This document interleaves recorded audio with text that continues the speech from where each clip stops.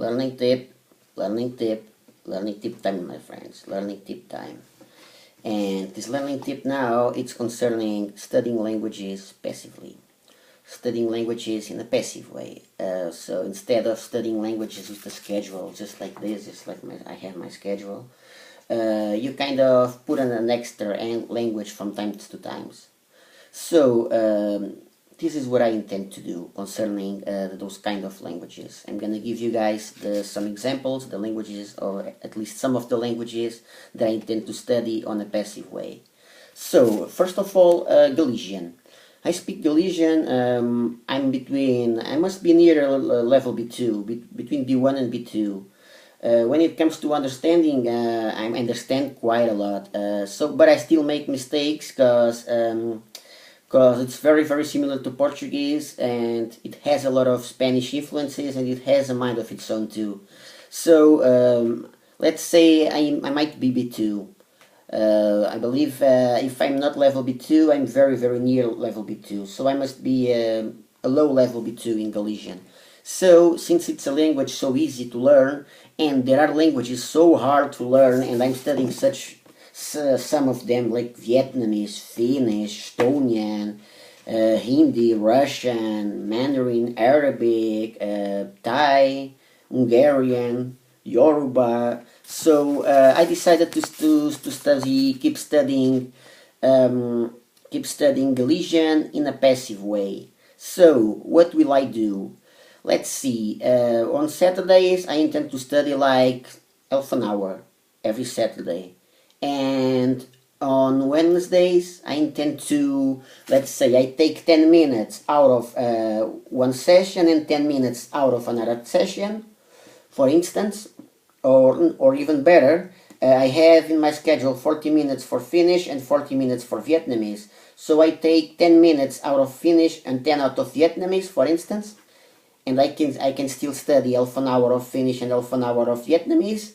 That is the studying plan for Wednesdays, and I will study every Wednesday 20 minutes of Galician. So 20 minutes of Galician every Wednesday and half an hour every Saturday. So it's a way of studying a language passively. And when in my wife's vacations, I will dedicate, during a week, I will dedicate something like 1 hour a day during 4 or 5 days to Galician, or even a little bit more.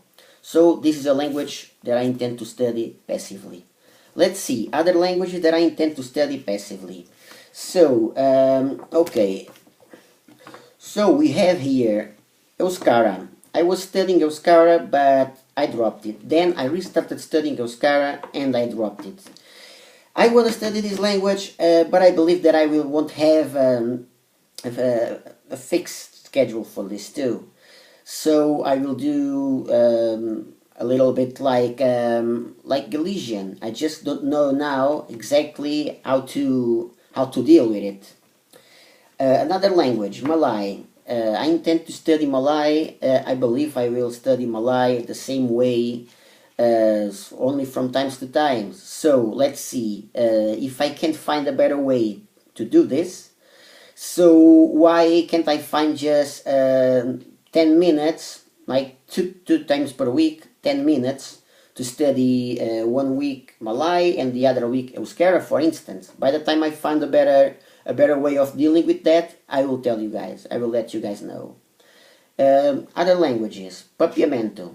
I'm waiting for a book. I ordered the book for Papiamento. I believe it's one of the. There is this book, and there is another book. There is another book in English, and that's quite it.